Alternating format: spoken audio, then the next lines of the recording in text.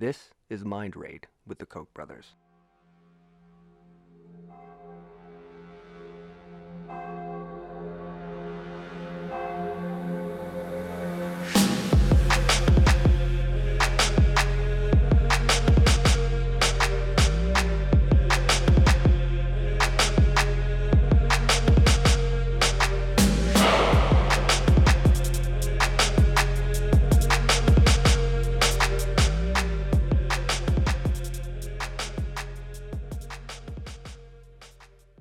Guys, welcome to Mind Raid episode 3.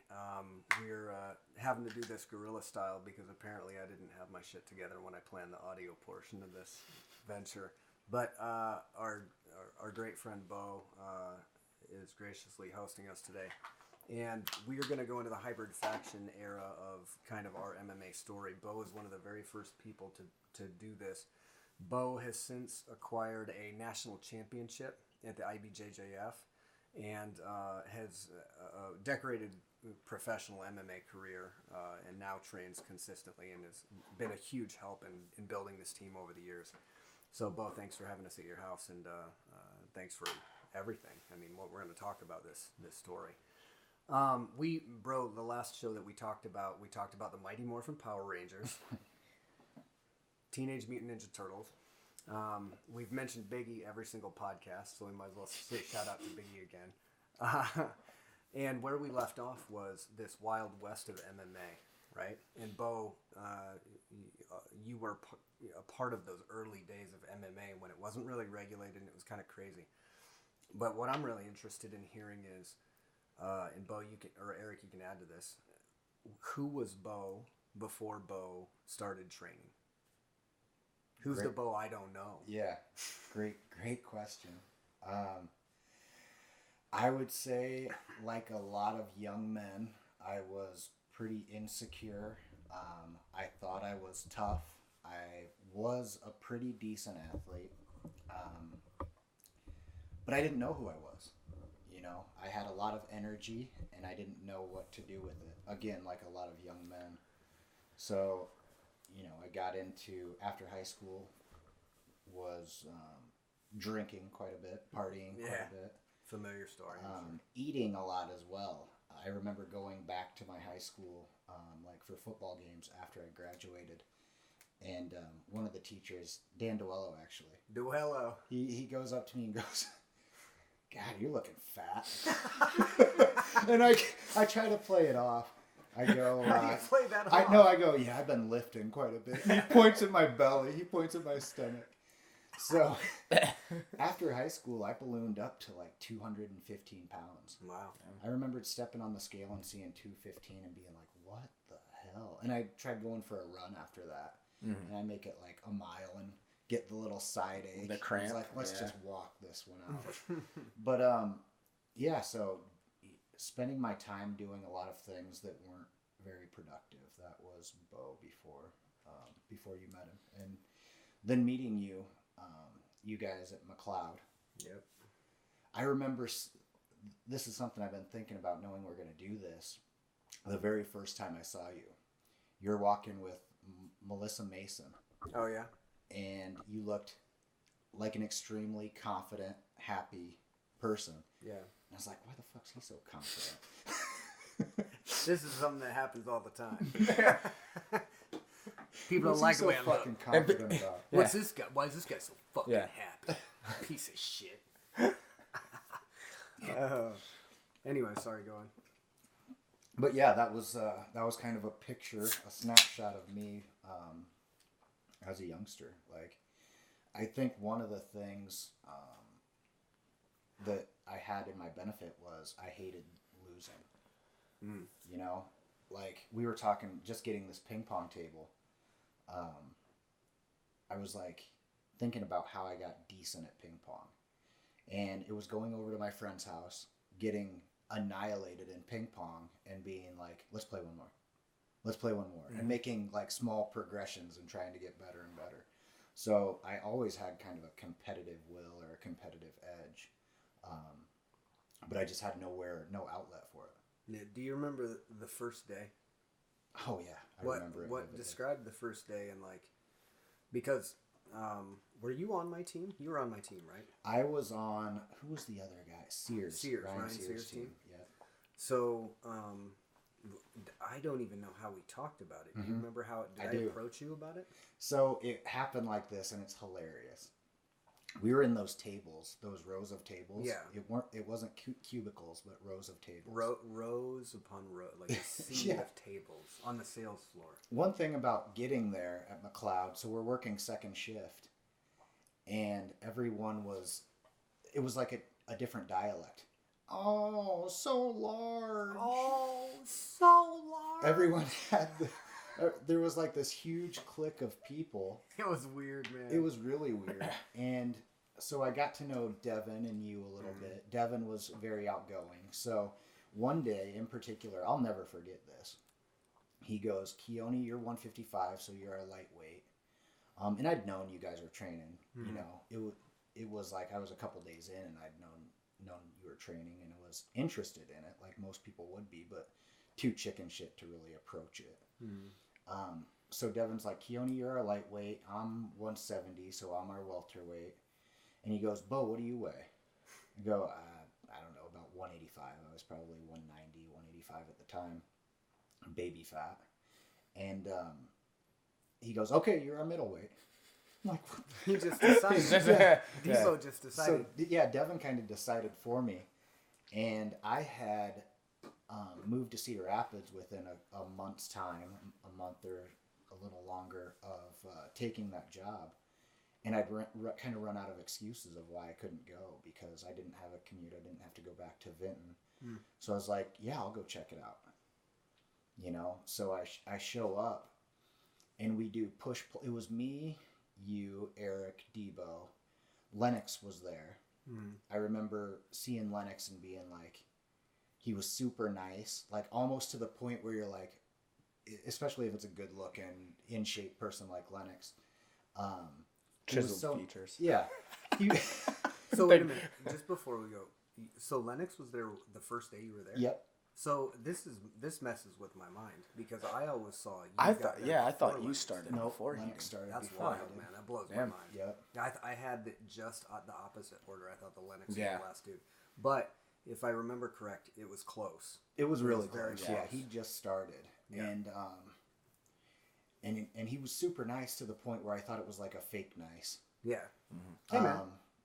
Yeah. Hey, how's it going? And then so we do push pulls, and we do probably 10 minutes of push pulls trying to get underhooks. Yeah. And after that 10 minutes, I am completely gassed. Yeah.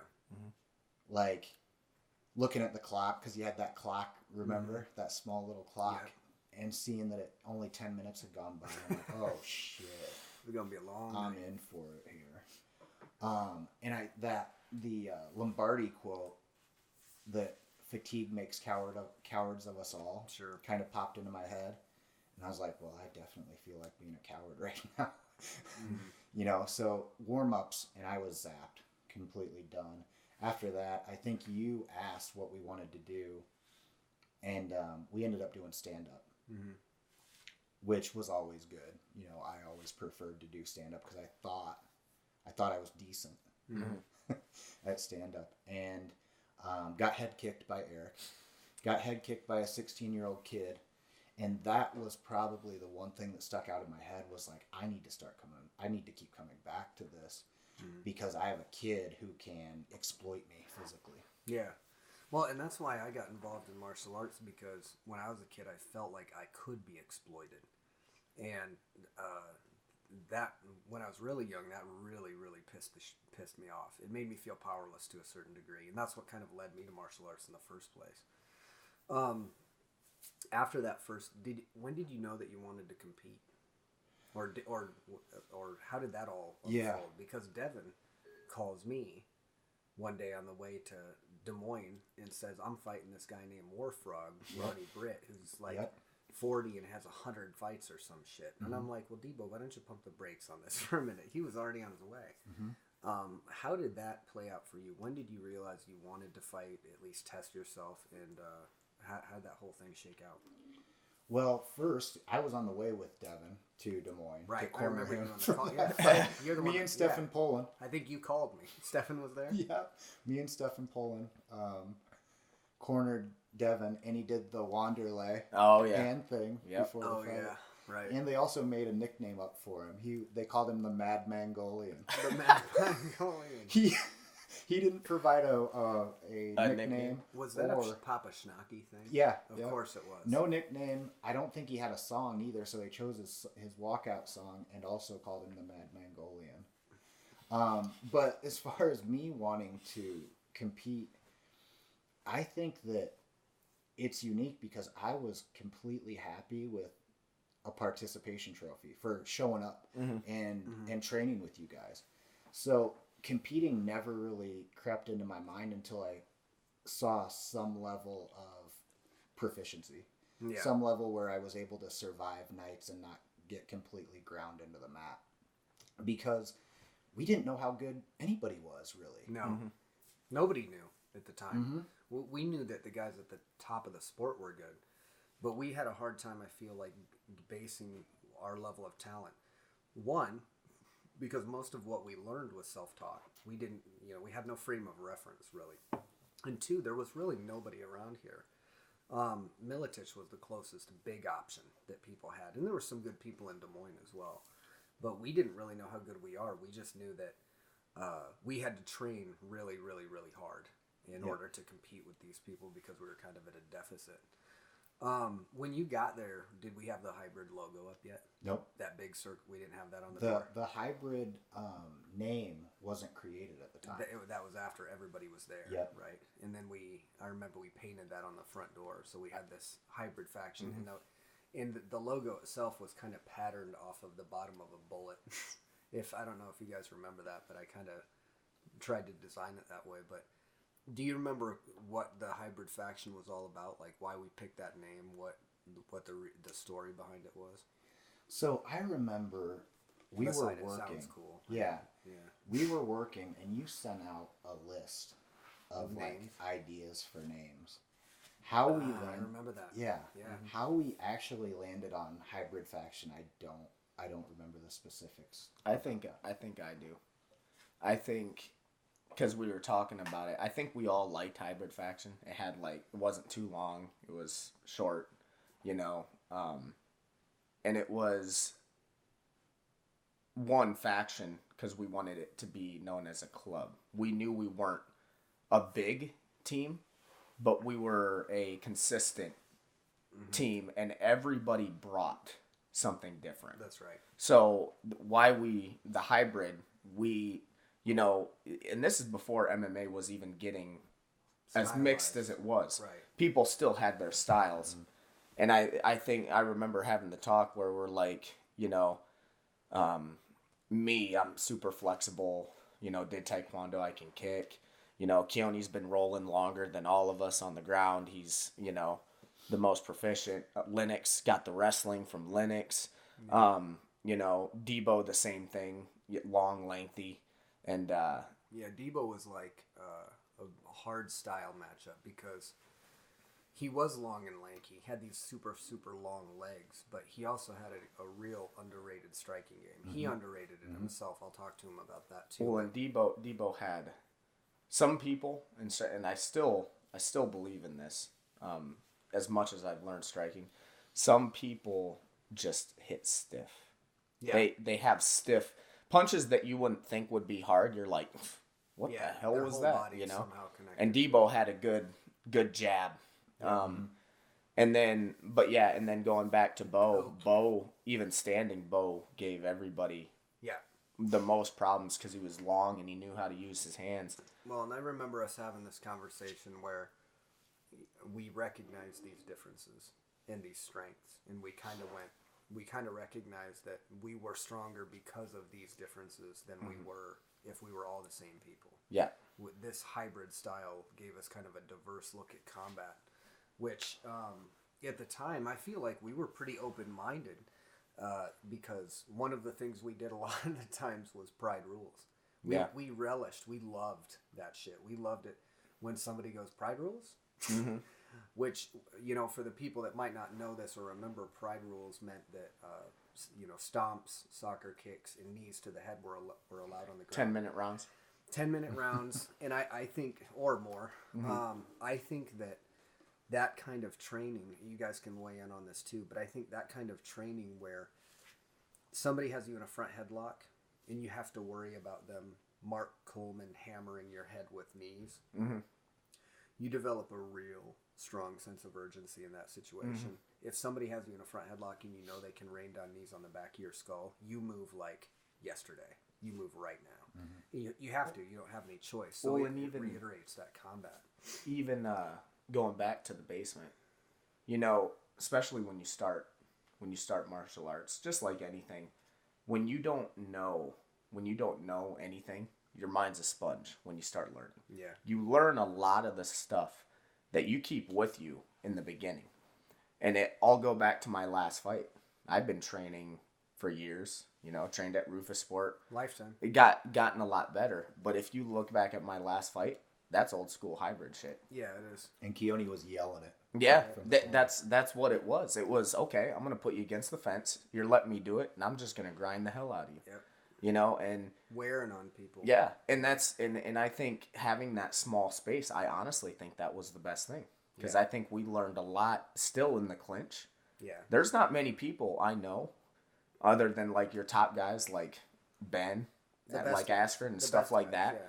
Like when I feel comfortable clinching with anybody. Yeah. You know? And that I think it goes without saying that your last fight was proof that you're able to inflict that style. You're able to take a fight, you personally, are able to drag a fight into dirty territory when you're at weight, when Yeah. you're comfortable, Yeah, when yeah. you're strong. And I think a lot of people will, that's where we've talked about in the past and we talked about in hybrid.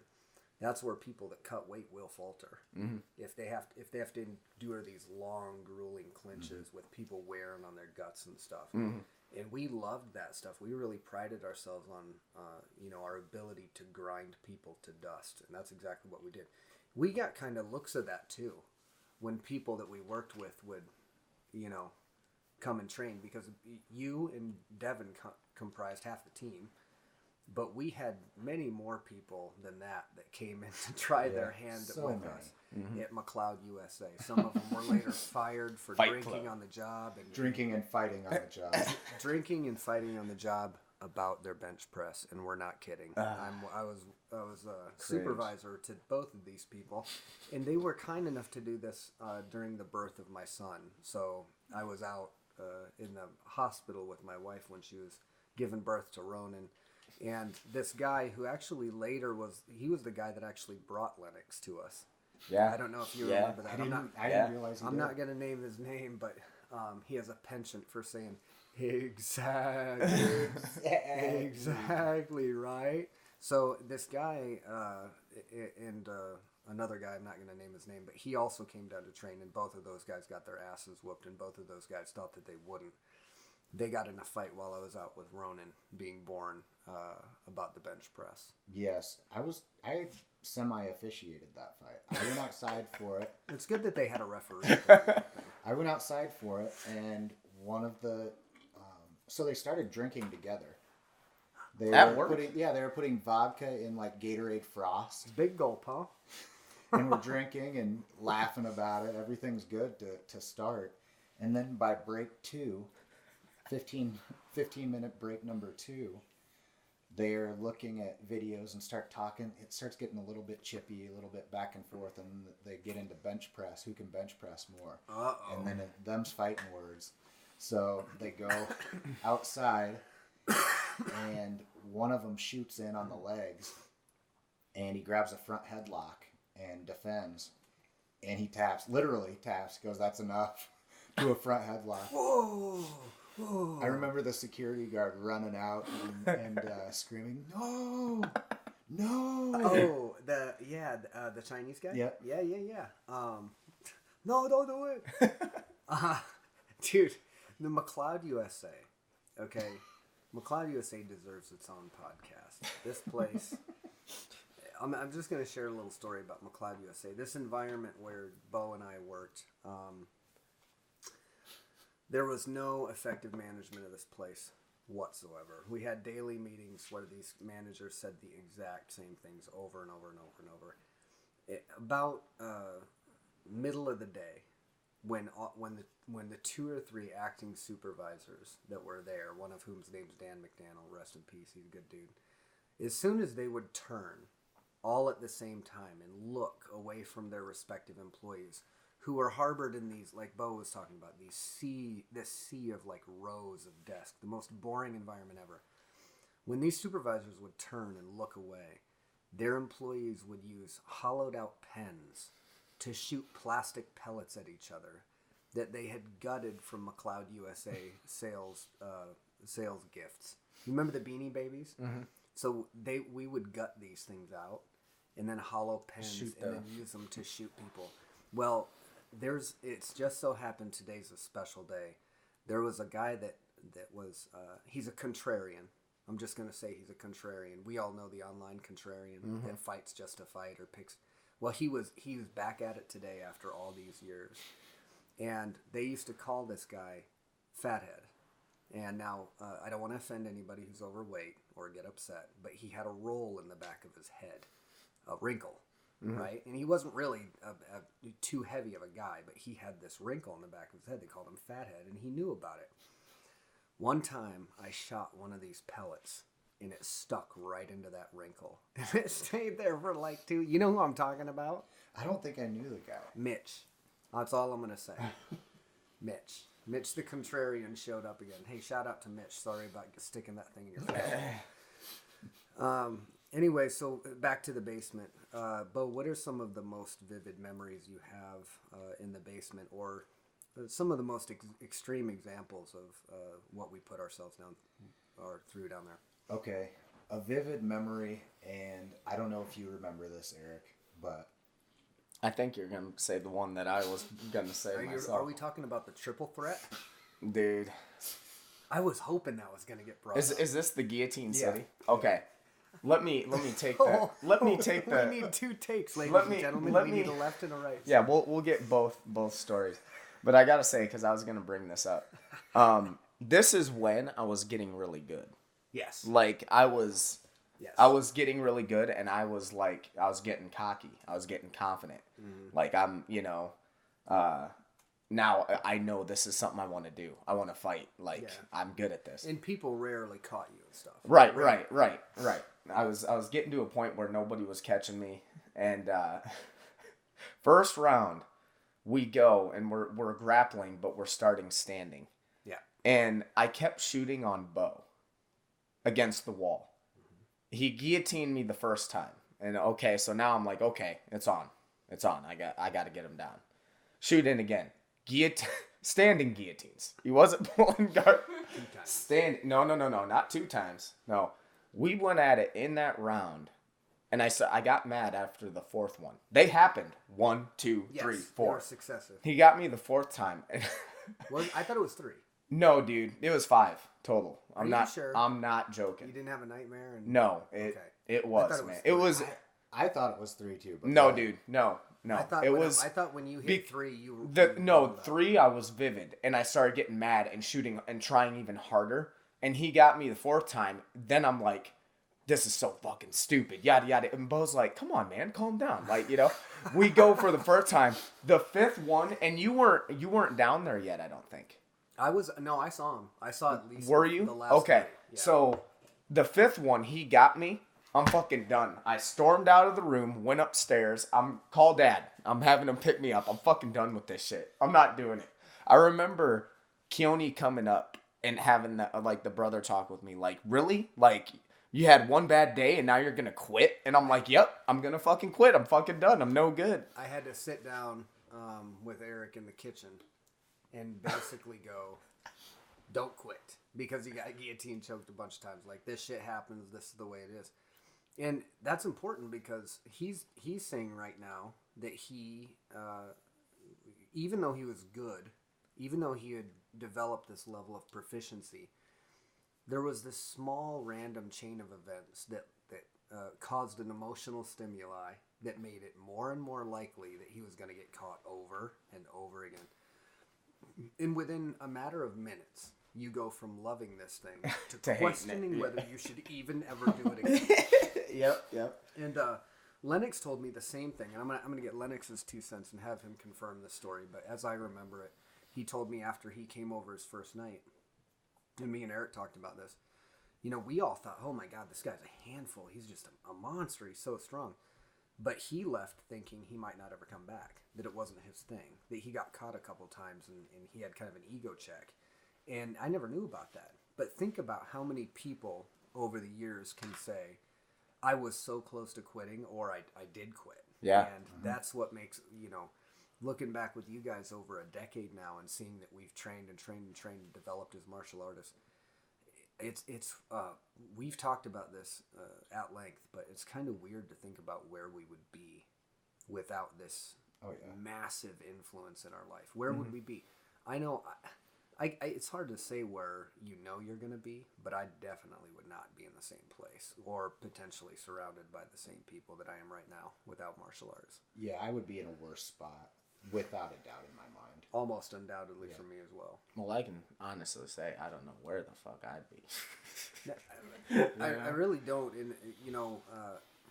In terms of where I'm coming from, most of the people that I know now, with the exception of my brother, don't really know who I was when I was young. But I was not anything like the person that I am now. The person that I am when I was young, I would be ashamed of now. I'm kind of like, I'm cringy. And everybody goes through that when they're young. But martial arts, I feel like, delivered me and delivered a lot of people from, a life of potentially regrettable decision making. It is a lot like, too, a religion. A good friend of mine, Jeremy Higgins, he's a pastor for Calvary Chapel here in town. And he was walking out of the gym one day, and he goes, he turns around and he's like, this is like a church.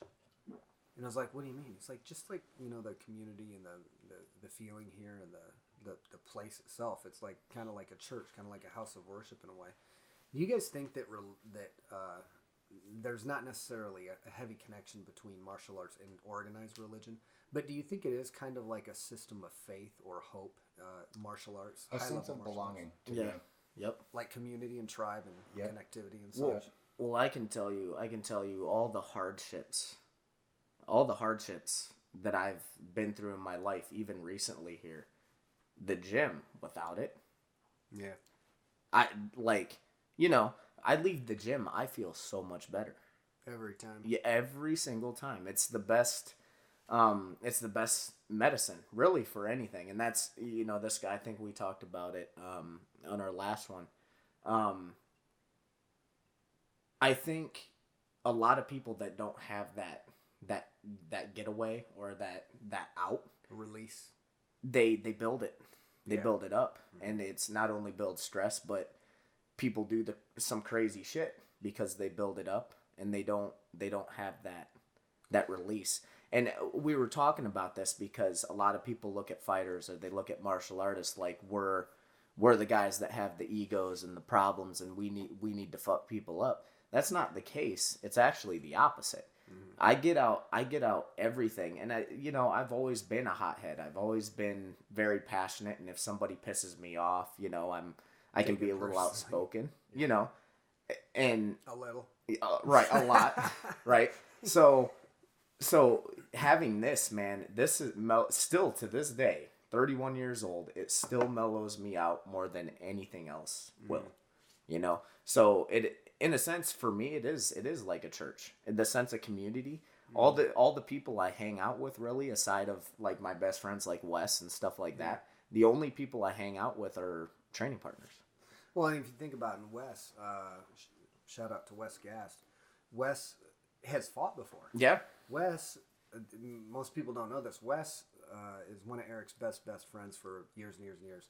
And Wes made a bet with Eric once.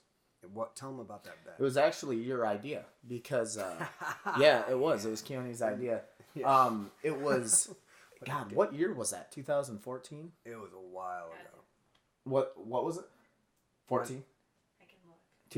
It was 2014, 2015.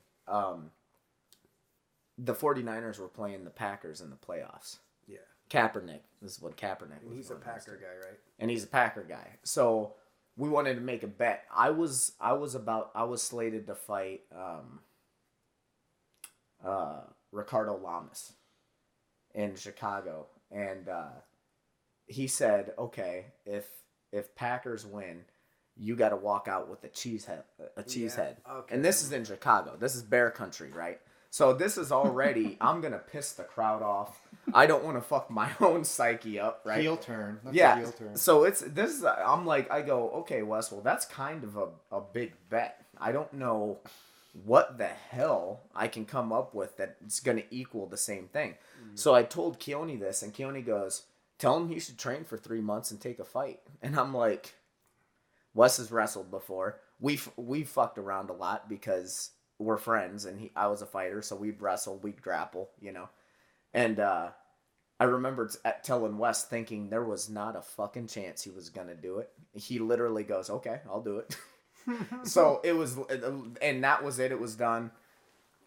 Shout out to my Niners. They're killing it right now. And, but yeah, they ended up stomping the Packers. So he had to start training. That's when he started training Gorilla in the morning. He started doing a cardio class at Hard Drive Performance Center that I was doing called Guerrilla Cardio Combat. And I'll say this about Wes.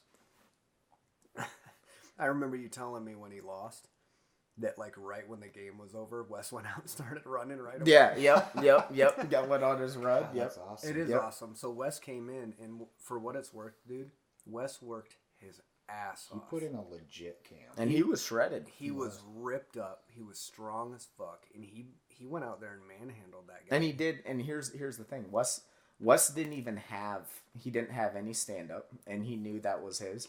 But even watching him work with you, it was like almost watching like Hoist Gracie, doing just what he had to Very to get a efficient. hold of him, take him, because he was a good wrestler in high school.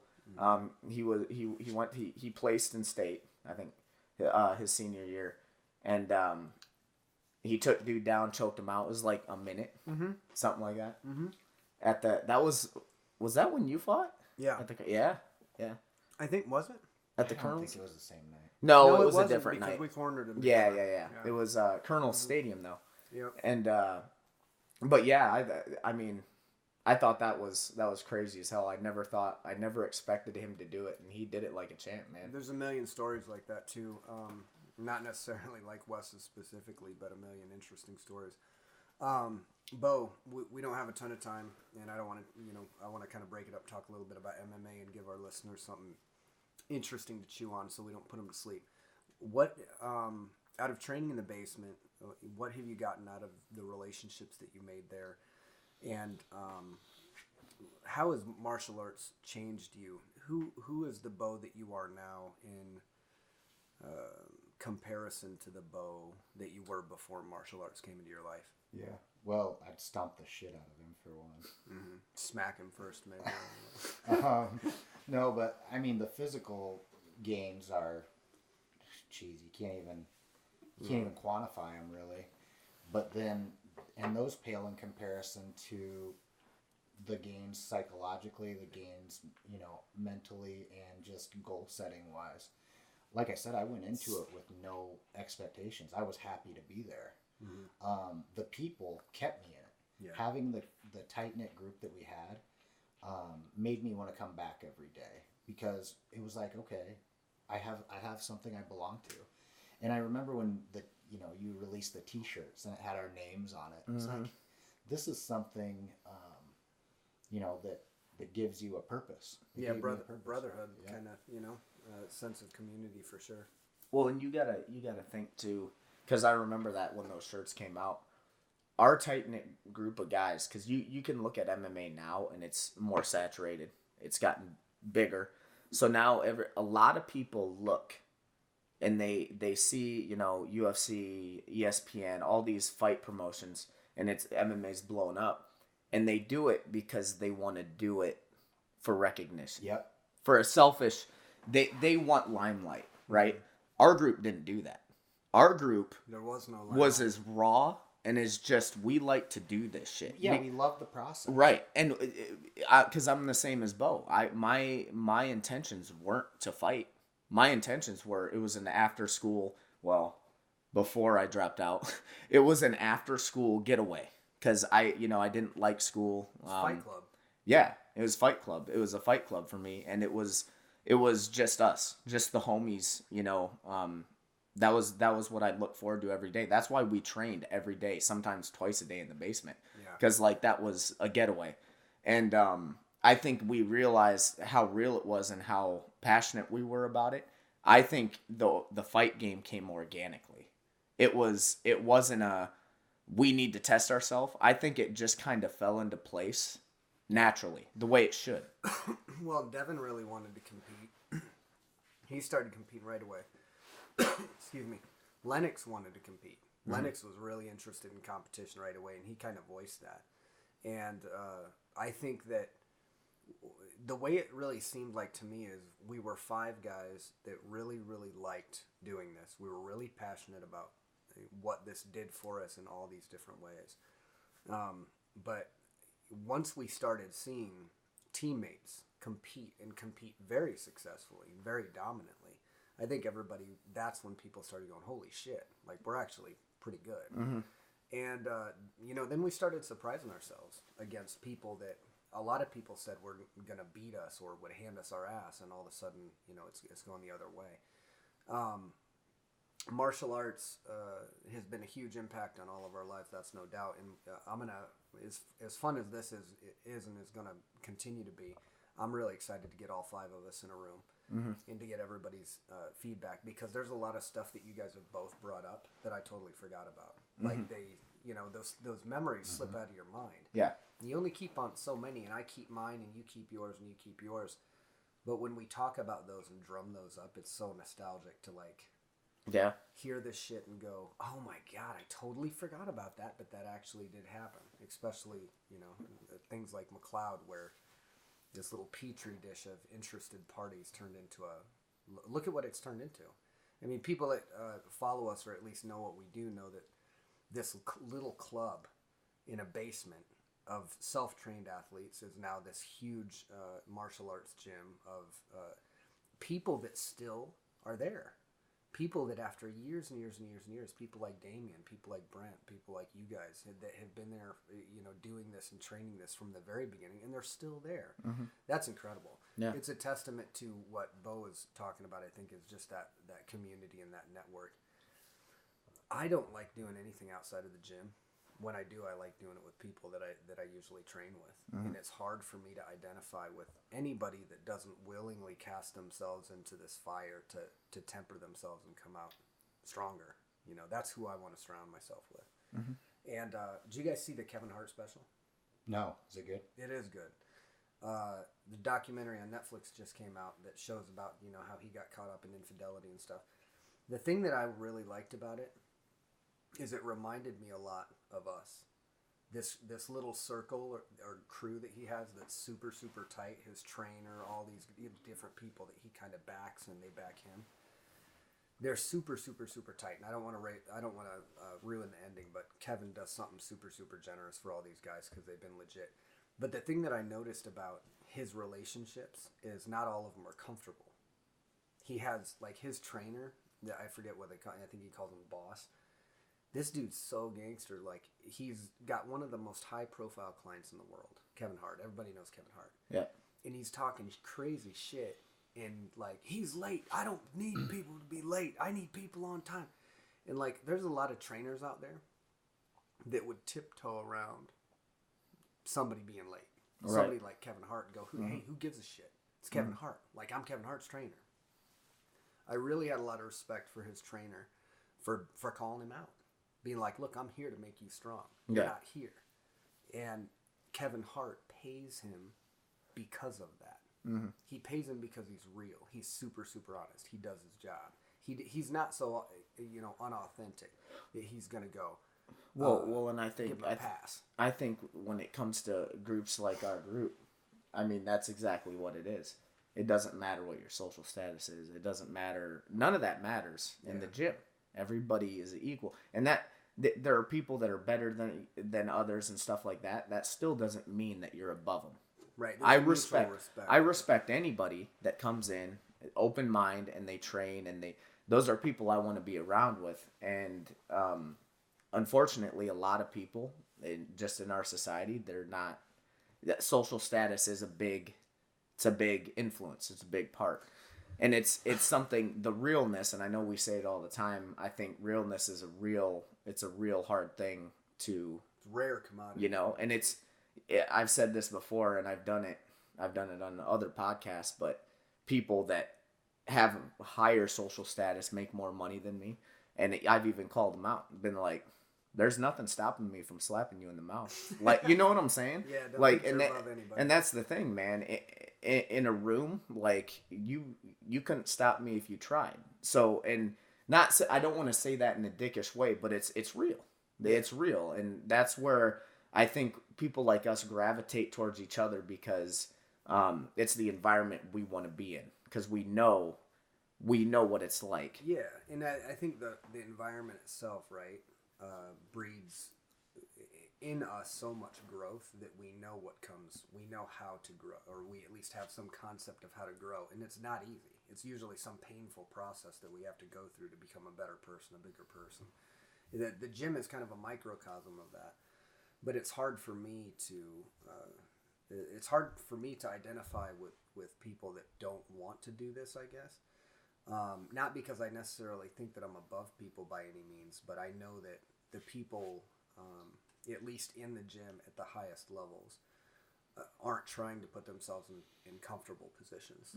They're trying to get uncomfortable feedback. They're literally throwing themselves into potential danger at every turn. And I think you develop some level of strength doing that, and a camaraderie with training partners that really can't be matched. You know, like, I don't see Devin every day. I don't see even Jesse every day. I don't see you guys every day. But by God, if those 5 guys aren't happy to see each other every single time, it's like I never even walked away from these guys. Well, not only I see that, them every day. for how much we've done, right? Yeah. You could have best friends from high school, whatever, that last your lifetime. In the amount of time that we spent together just training, that creates a different bond, you know? And I mean, it's, you hear about it in the military, even back in medieval days, right? The brothers that fight alongside you, like when you hear Brent talk about, fighting in war, and his brothers that he's, losing and he's fighting beside, like, you get that genuine, that feeling. And that's it. There's an intimacy from sweating and bleeding and breaking with people, and being there when people are broken and going, hey, you're not broken. We're still kind of, we're still in this thing. And you're doing it together. Yeah. I mean, that fighting's vicious, because when you fight, it is you. It's you out there. Like, you got corners, but it's really just you and another guy. Yeah. But that's not, honestly, I could say I love fighting, but it's not my favorite aspect of martial arts. I like training more. I do too. Training because you still get good work in. You still work on your craft, but you're doing it with friends, and you're doing it together. That's when it's a team sport, No, that's a good point with a team sport, Bo. I wanted to ask you about this. I love our team. I've always loved our team. I've been loyal to our team. I've got our team tattooed on me. I always will.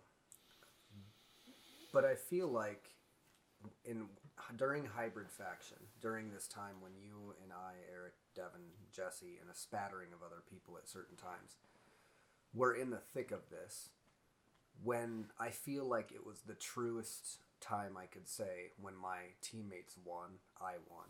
And when my teammates lost, we all lost. And I felt like we didn't lose often. I was talking to Eric about this, but when we did lose, we were like devastated by it. Yeah. And we went out of our way to correct that. How do you feel about that perspective, I guess? At least the idea that maybe we were, I feel like that was my closest real team. Like, if I belonged to a team that was a true team, it was those 5 guys. Yep. For me, I think just having that was my first experience. So learning so much through you guys showing me shit, because I didn't know anything about the ground. Nothing. Blank slate. Yeah. Yep.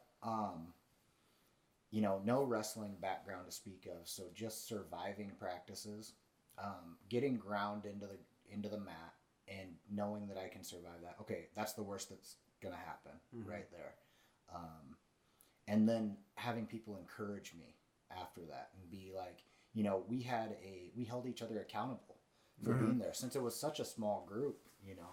If one or two people were gone, that's gonna, it's gonna inhibit everything for the people that did show up. Yeah. So I think that's what built the brotherhood, I think. And then just finding a level of success as well, being like, okay, we started from nothing and we're able to compete with anybody they're putting in front of us. Yeah, and I think that's significant, especially in your story, because you were not a huge fan of the ground for quite some time. Hated it. How long would you say you kind of you did train on the ground? Yep. And you weren't bad on the ground, but it was not your preference. Right. So I had that guillotine in my, that was my one saving grace, was that if a wrestler tried to take me down, I usually ended up in a spot where I could threaten a guillotine. And you won some fights that way. Quite a few, yeah. Yep. But I always considered myself a stand-up guy. You would come down and be like, what do you guys want to do? Me and Eric would be like, stand up with takedowns. Yep. Stand up with takedowns. Pride rules. And yeah, and I like the stand-up aspect of it so much. I thought about I remember mentioning it to you guys, going into a boxing gym. And Lennox kind of steered me away from it because he'd had the experience already. Yeah. And it wasn't a good one. Right.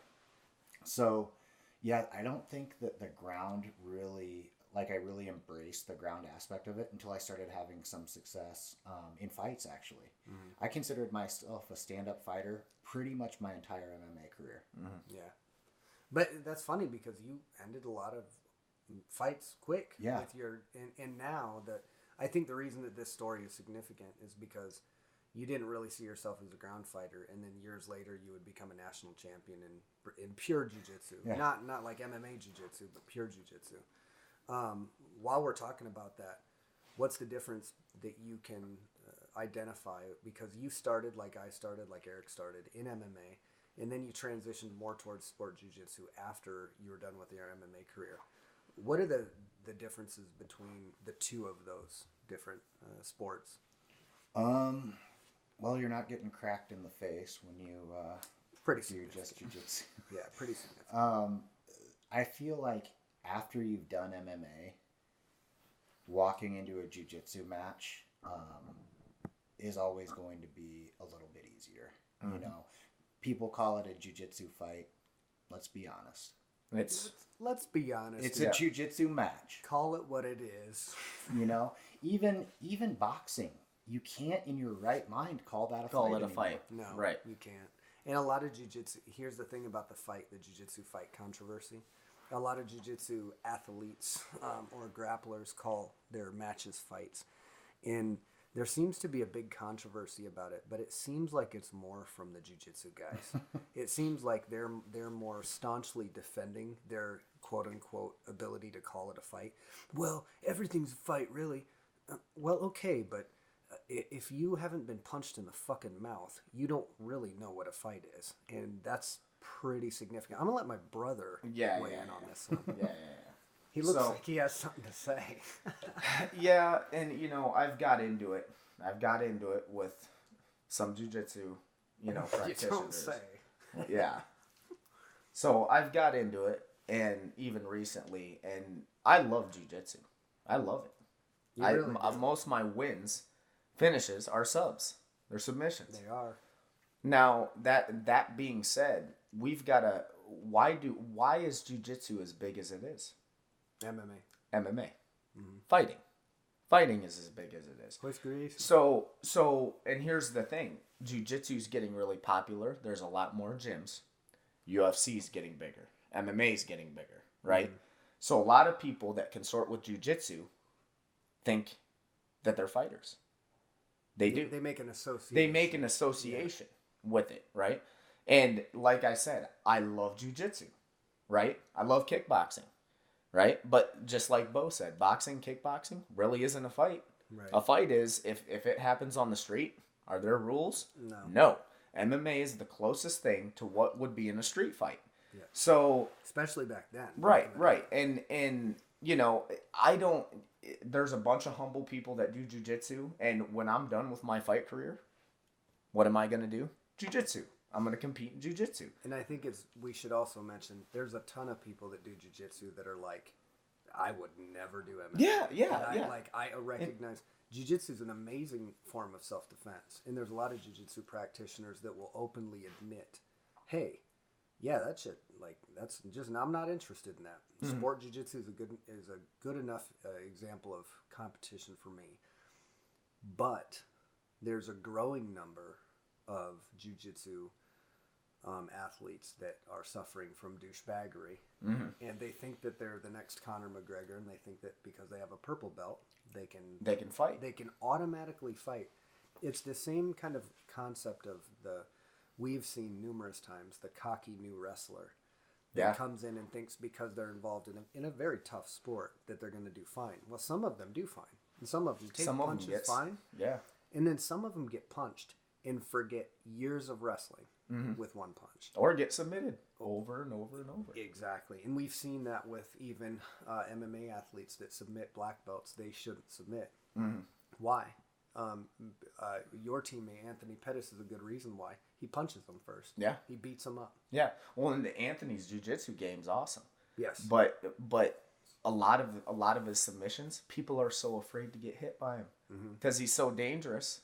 Makes openings. It's the transition. That's what MMA's become. MMA's no longer, you're really good at this style. There's not very many people that have one style now that can do that shit. Yeah. It's not how the game works. Even if you look at guys like Charles Oliveira, who's got the most subs in UFC history as of right now, he's knocking dudes out too. His striking's really, really good. Yes. So you know, they are different. That's not putting a slight. I love kickboxing. I love boxing. I love all the arts individually, and I respect all of them. But I think, especially coming from where we come from, we started fighting. We know fighting is chaotic and it's crazy. So when we do get someone of some discipline thinking that their shit doesn't stink and they can run their mouth, I'm gonna say something. Yeah, in there, You know? I think sport jiu-jitsu, I think a big issue with that we're dealing with now is sport jiu-jitsu is getting big enough. There's an influx of money into it. So there's jiu-jitsu athletes that want to play the Conor McGregor role. Well, you're never, I don't know if jiu-jitsu will ever be so big. Maybe it will. I hope it is. Where they're going to be pulling Conor-like numbers or whatever. Right. So it's kind of cringy to see sport-specific athletes kind of presenting this argument that because they do jiu-jitsu, they can automatically fight. The same applies to not only jiu-jitsu, but really any other sport. And it seems like now that jiu-jitsu's popularity has went up, and this could be solely my perception, I feel like I'm seeing more sport jiu-jitsu athletes that are kind of smug and kind of not representative of the humility that I feel like we had beaten into us in MMA. We've known some people along the years, and we don't need to talk about them. We might talk about them when we get everybody around, but that have seemingly had a life's epiphany or change just by the level of ass whooping that they got on one particular day. I think that I'm seeing more and more jiu-jitsu athletes walk around with their chin up and their chest out, acting like a fighter, but not actually wanting to be a fighter. Right. Not actually wanting to take the shots. What do you guys think about that? Is that just my perception, or are we seeing what I expected 20 years ago, the watering down of Brazilian jiu-jitsu and the quote-unquote foot fist way uprising in the sport itself? Well, it kind of, because I agree. There's a lot of these smug people. You know, the bigger jiu-jitsu gets, and that's with anything. You know, you're gonna get. And like I said, jiu-jitsu got big because of fighting. So there's a correlation there because we use jiu-jitsu in fighting. So they associate with it. But I think it's kind of ironic that the bigger it is, you know, we're getting these smug guys. And I know people, even of a gym in town, you know, they jiu-jitsu, they're walking around, you know, and I'm just like, It's cringy. It is. It's cringy. And I'm like, jujitsu in itself is a martial art. Yes. When I did taekwondo, there was no smug. We bowed, we respected each other, and we did our thing. Even at tournaments, I'm not huffing and puffing with my chest out. It's a martial art. Fighting, MMA is a combination. We use a bunch of different martial arts, but fighting is fighting. Yeah. Fighting, there's a different mentality to fighting. So they're not the same. They're not. So when you see really smug people like that in the sports jiu-jitsu world, it's as simple as, all right, well then take a fight. If you're this smug and you think your shit doesn't stink, then you should be confident enough to go into a fight. I would like to see cross promotions. I would like to see MMA athletes do a jiu-jitsu competition, pure sport, and then flip the script and see how it translates. I don't see a lot of people begging for that scenario or that match. No. Bo, what do you think about this? What we're talking about? Do you see it, or are we just kind of arrogant?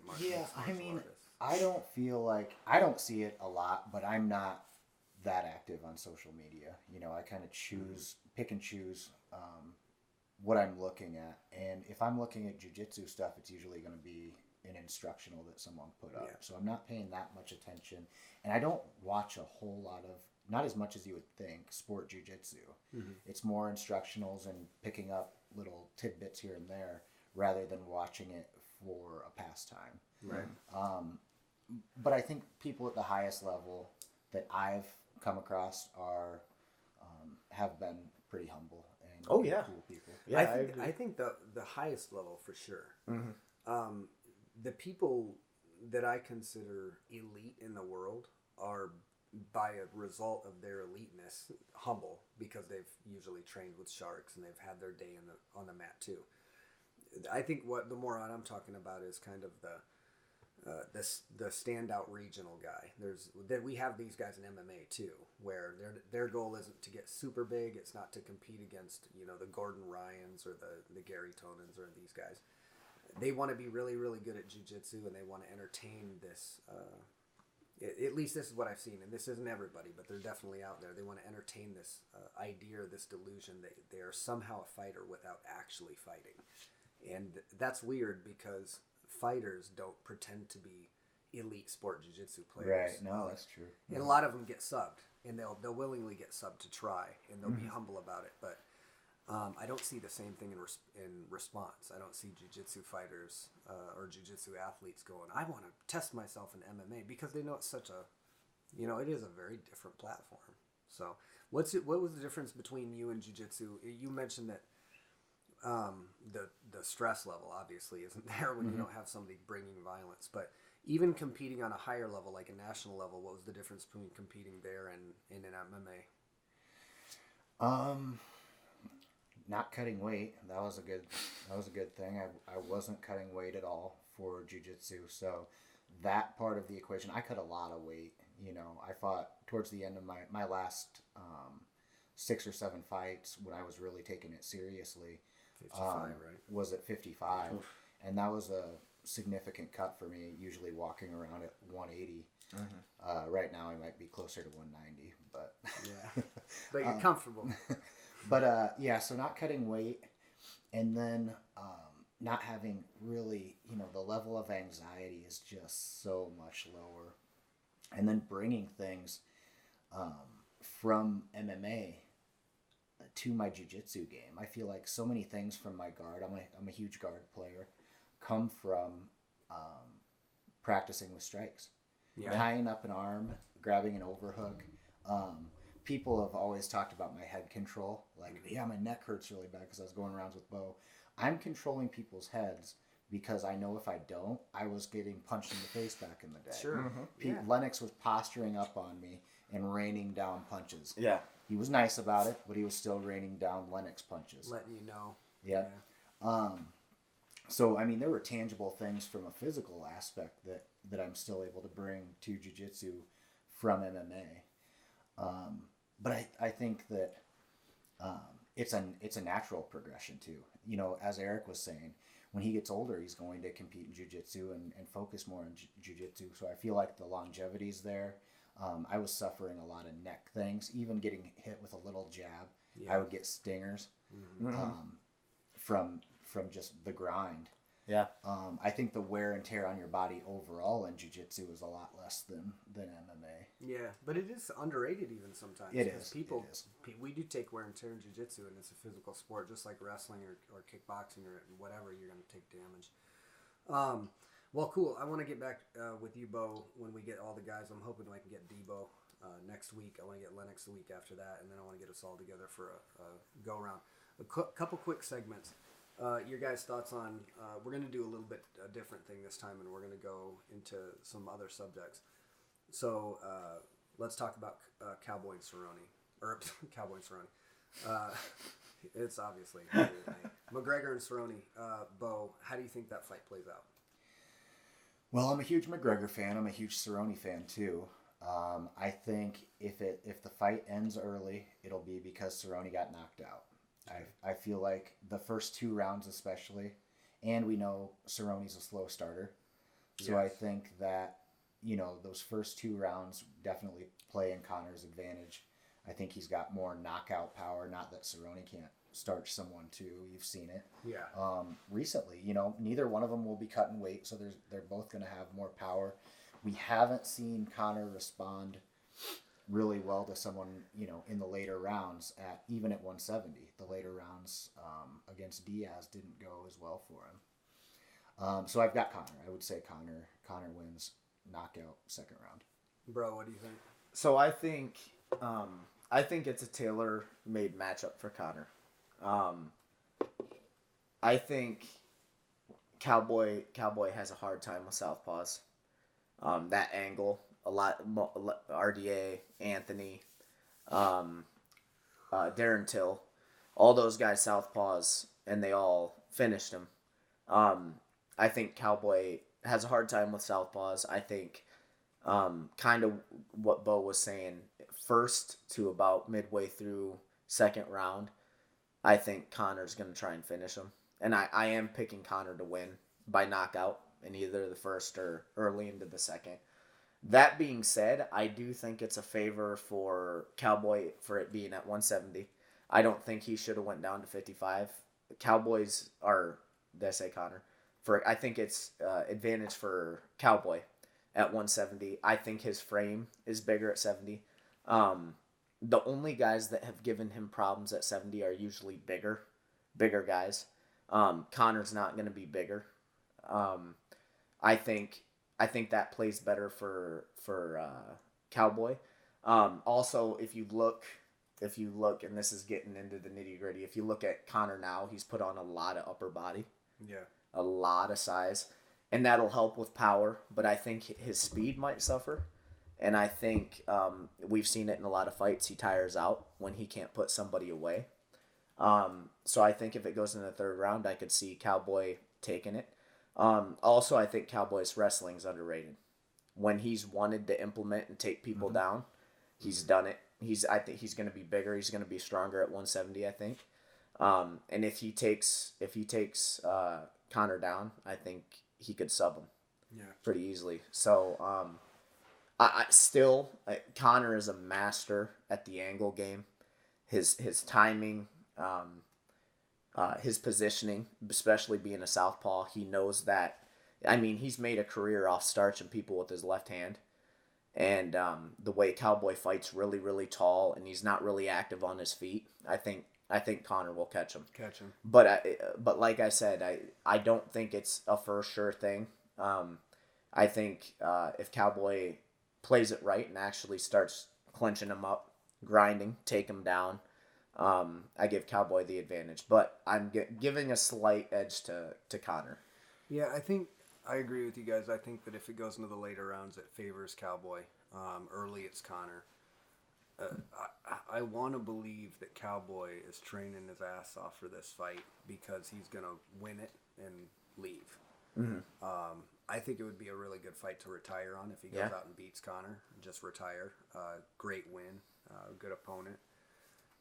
It's hard to say. I think if Cowboy came over and did exactly what you said, clinched up right away, got in his face, started wearing him down, and then put those awkward switch combinations together, where Cowboy's really, really good about throwing like a 3-piece punch combo and sticking a kick in awkward places. Yeah. Places that most people don't expect to be. He did it when he knocked out Rick Story. Pretty sure he did it to Ellenberger as well. Hernandez, I think he knocked him out with Yeah. Yeah. Yeah, with the head kick.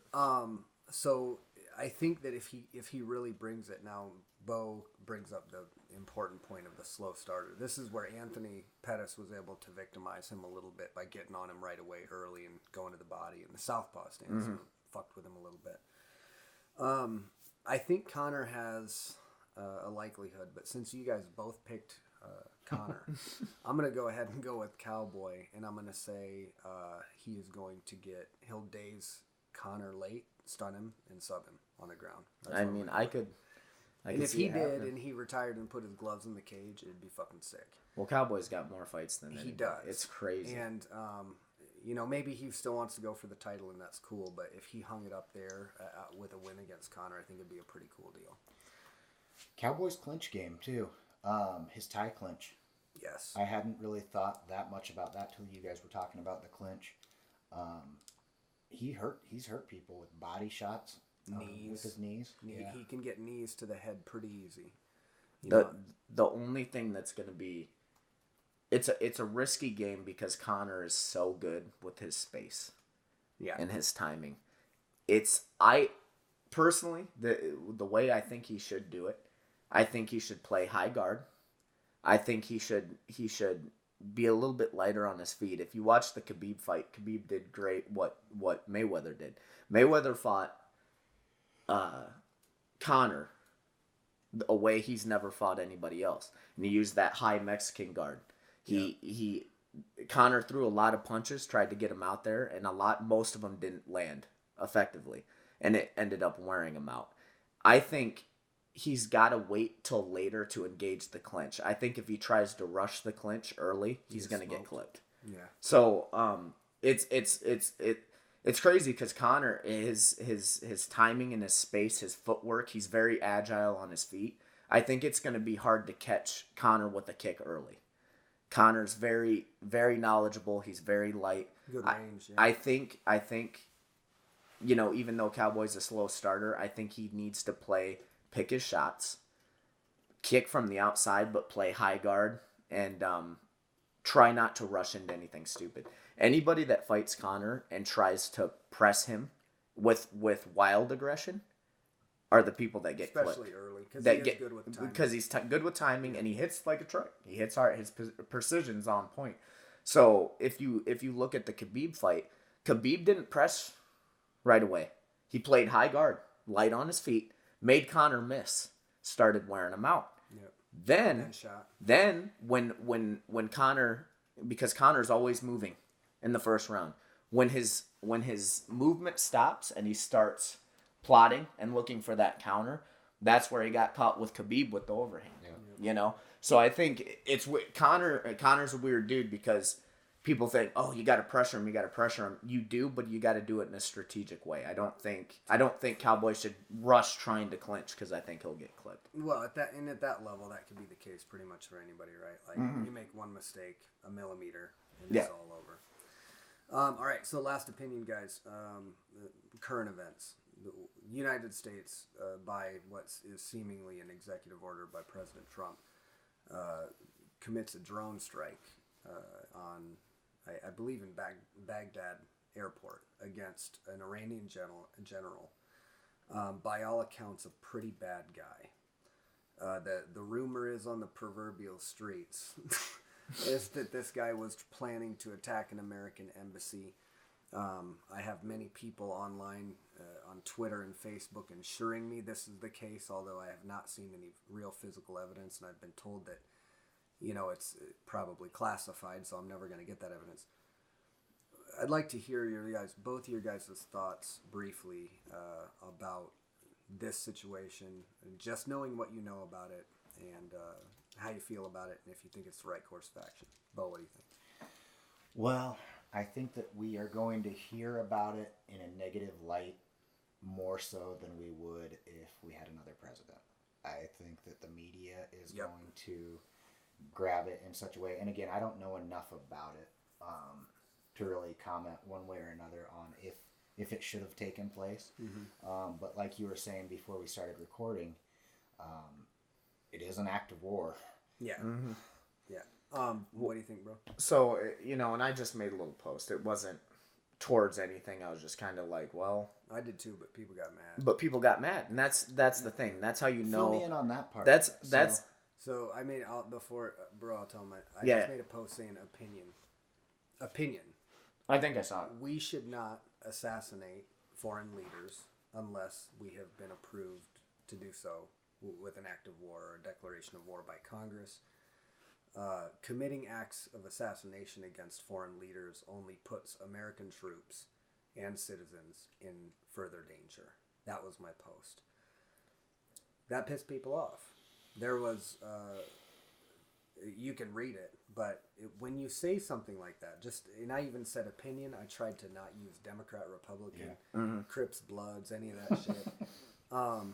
And people still found a way to try and paint me as an un-American person. And that's I think that's kind of where we're at. So what post did you make, bro? So I made a post because I just retweeted, 3,000 troops getting shipped out. Oh, yeah, there. because there's 3,000 troops going out there, right? Yep, right now. Well, I thought killing the general was going to prevent that type of thing. I thought them killing the general was going to prevent us needing to Right. go. So, and this was my argument, and I didn't argue with the guy, but the guy's like, he's like, dude, this is a good thing. This guy was a bad dude, and he's not one of the number one terrorists. Yeah. Now this just goes back, not even getting into all the, what History. was it right or whatever. When you do something like that, right? I feel like a lot of people, and I think America does a good job of telling people, oh, they're so bad, they need to go, they did this, that, and the other. Fear-mongering. Now, fear mongering, and it's. I'm not saying that they're not bad people and there are people that need to be iced, but it's on a bigger level than that. When you assassinate a leader like that, are you meaning to tell me there's no one else? That's never been the case in the history of the world. You can't stop terror with terror. It doesn't work. So what's going to happen is, even if they're not the majority, you're going to piss people off, and they're going to do the same damn thing that this guy was doing. There's always going to be that bad guy. So the argument is, oh, he needed to be taken out. Well, now we're already sending out 3,000 troops, and tensions are already high now. We were told that we needed to kill this guy so that we wouldn't have to intervene in anything foreign. You know what I mean? That Right. we wouldn't need military action, and now we're doing it. Here's the way I feel about it. I think that Iran is a pretty deplorable country when it comes to human rights. We have family friends, the Hosseinis, who ran through the Iranian mountains in the middle of the night because a friend of theirs told them that the military was coming for them the next day. Yeah. The Hosseinis are Baha'is, and they were facing religious persecution in Iran from the Ayatollah Khomeini. And at the time, they were hanging Baha'is and Christians in Iran. And so the interesting thing about this is people will look at that fact, right, and they'll go, well, see, Iran is evil. And what they won't do is look back in history and read that in 1953, the CIA overthrew the Iranian government and replaced the Iranian government with the Shah, replaced the government system in a coup, covert coup, replaced them with essentially a yes man that we put in place to run the country the way we wanted. The people were pissed off. They revolted. They overthrew him and elected an Islamic fundamentalist, an extremist, the Ayatollah. Because we have been meddling in Iranian affairs for 50 or 60 years, it comes as no surprise that they're pissed at us a little bit. We have been fucking with Iran for 60 or 70 years, and the truth is they've never attacked us a single time. We have helped Iraq fight Iran. We actually helped Saddam Hussein, the guy that we said was the bad guy. We helped him when it favored us in Iran. We supplied him with training and weapons till it was unpopular. we've been screwing with Iran for decades. And just up to recently, before the last election, I heard a guy say literally, we've heard this before, we should turn the whole Middle East into a parking lot. Well, that sounds like an American thing to say. I bet people love us now. So now we fly an unmanned Terminator drone, which is a conversation for another podcast entirely. We have Cyberdyne systems via the U.S. military dropping a bomb next to an airport. Now, this is the question I ask. Let's flip the script. A Russian government says, we have intelligence that says a United States general has committed acts that have led to the deaths of hundreds of Russians, and we need to commit a drone strike against this general right outside of Chicago, O'Hare Airport. What would happen? What would we do? An absolute immediate onslaught War. of militarism. Yep. Yeah. Yep. The reason that we would do that is because we could do that. Mm-hmm. And the reason that we did what we did the other day is because nobody's going to do shit about it. Mm-hmm. And that's bullying. And my argument against this is this country was founded on a non-interventionist principle because we had to fight for our independence from an evil empire. Now, I think that the modern-day United States has much more in common with empirical England than it has with colonialists or colonists that decided to revolt. Mm-hmm. You had people that were principled enough in what they believed in to offer their lives, right? Now you have bureaucrats and yes men and puppets and people like Donald Trump that will willingly cast American troops into danger, and I'll explain how in a minute for the people that are like, oh, he used a drone. He'll immediately cast these troops into danger, and never once will he have to face this danger himself. Nope. Never once will Bush. Never once will Obama. Nope. Never once will these big figurehead puppets that are now executing. They're not even getting congressional approval. They're just making life and death decisions, and they never have to dodge bullets. But if you say anything about this, if you call into question this airstrike and say that it's un-American, somehow, some way since 9/11, we have to be convinced now that we hate the military. Yeah. And there's even members of the military that pipe up and go, how could you, Trump? The other day I heard this guy go, somebody said, who are you voting for? Next election. Whoever supports the United States military. Well, what if they're a tyrant? Yeah. What if they're the next Hitler? Yeah. Are you going to support them just because they say they support the United States military? I feel like the climate in the United States is incredibly ignorant, and maybe that's pompous and arrogance of me to say, but like I pay attention. Yeah. I pay attention to the people I vote for, and what I've learned in the last 12, 16 years of voting or whatever is that they're all full of shit. Mm-hmm. They never say what they're gonna. They spend 4 years promising a bunch of shit that they don't do. Obama was really no different than that. I voted for him with high hopes. He came in as the anti-Bush. He killed it. Mm-hmm. I voted for him, and then I paid attention.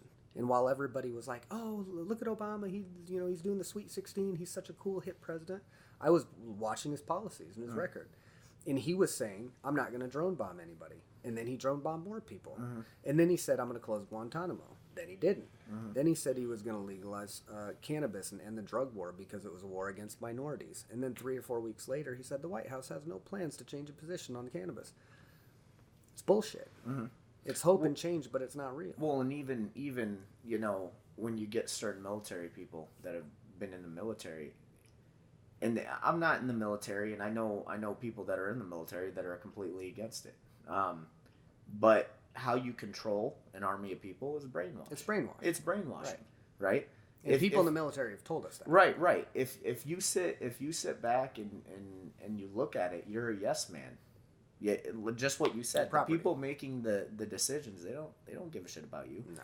It's all what agenda that they're trying to get going. And on top of it, this gets into politics. It blows my mind when we can have a talk like this. And this is these are like facts. People will admit, even people that are voting and they think somebody is truly going to help or change anything, it still comes down to, well, politics are corrupt.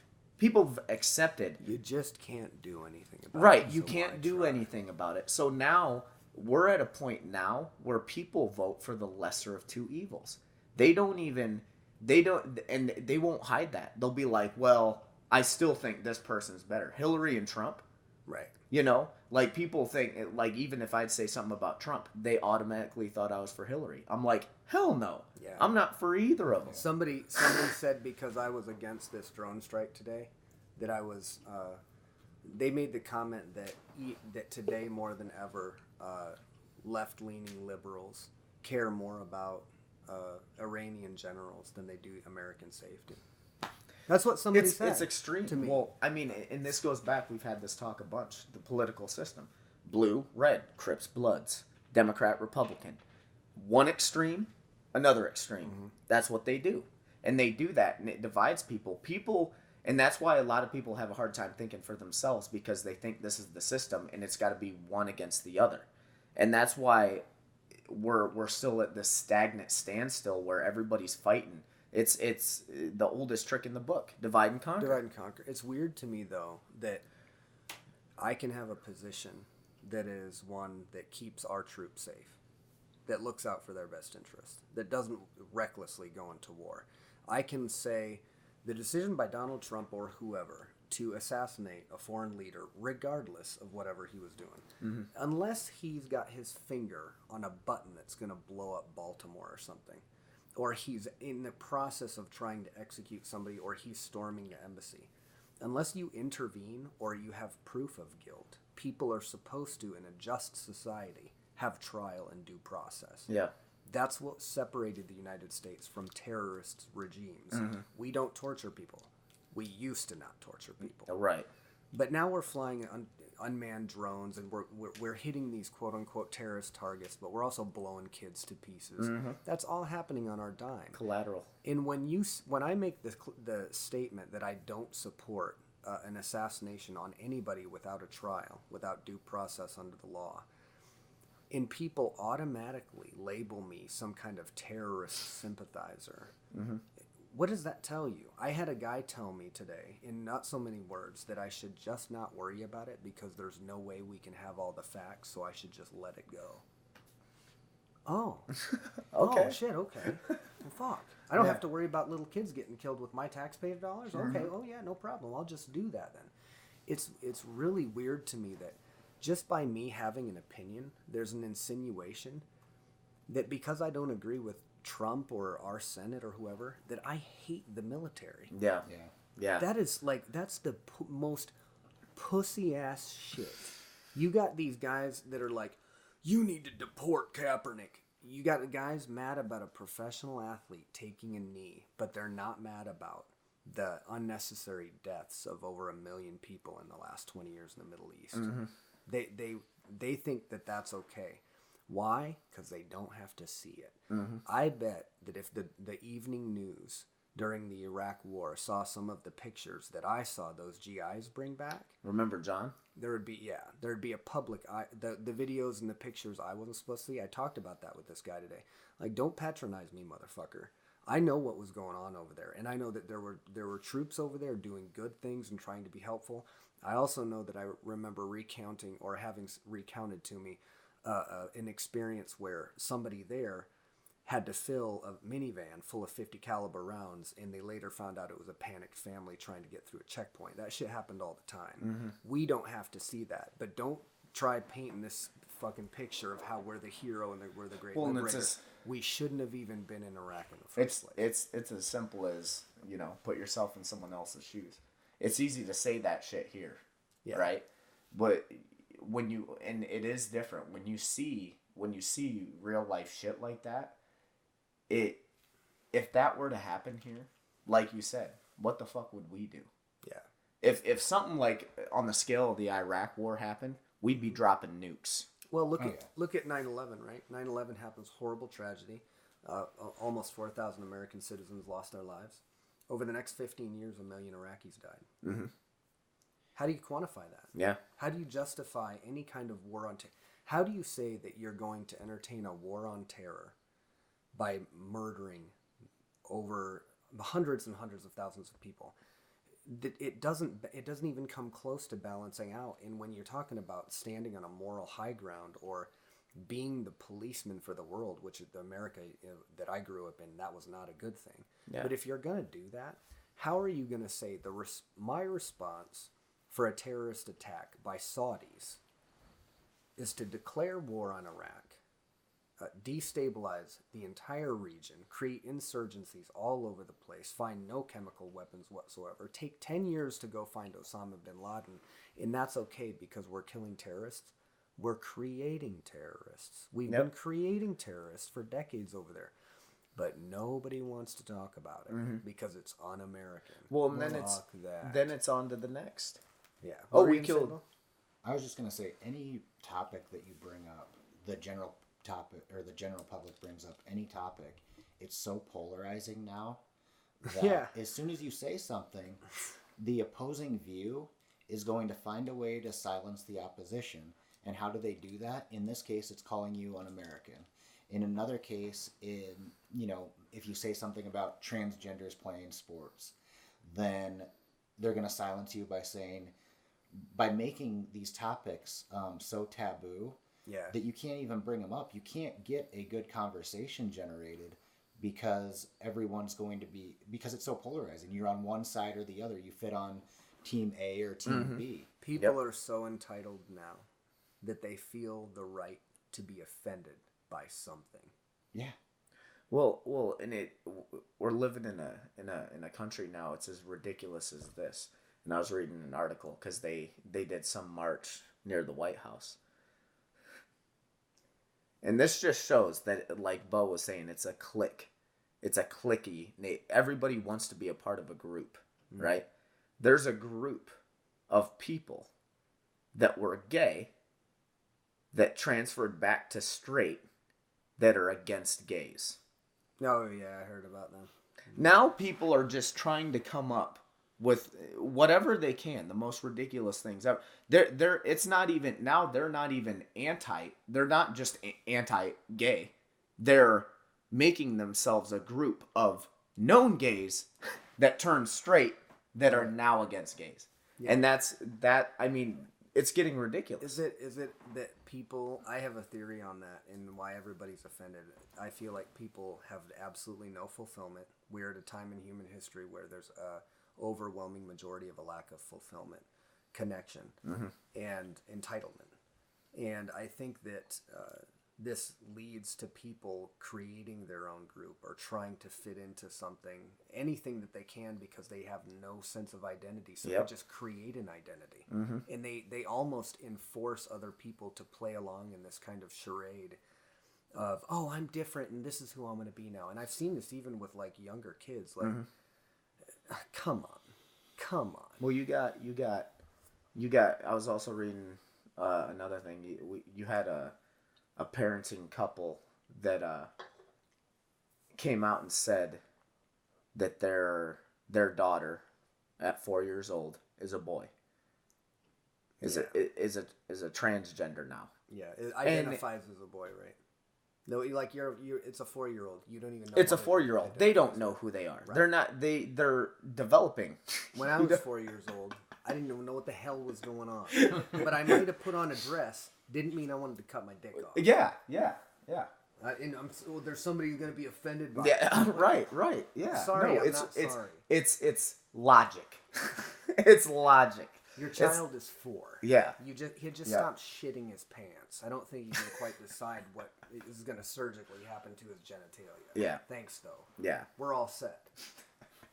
Guys, we're at an hour and a half, and we started this at midnight because I don't know what the hell I'm doing. So we're hoping that we got the audio that we wanted. Bo, I want to thank you for staying up late and hosting us. We'll be back. Hoping next week we'll hit up Devin, and me and Eric are going to get some of the buffer. Provided my country hasn't destabilized the entire region, I'm going to be going to Israel in February. Now I have to stress out about that opportunity being taken away. Opportunities they abound in America, but it makes me wonder at what cost they abound in America for people outside of America. So thanks guys for listening. Thanks Bo. Thanks brother. I appreciate it. We'll be back, and thank you guys for watching. We'll see you soon. This podcast is made possible by Gail and Douglas Koch and the Family Hard Drive. Music courtesy of Mike Chino.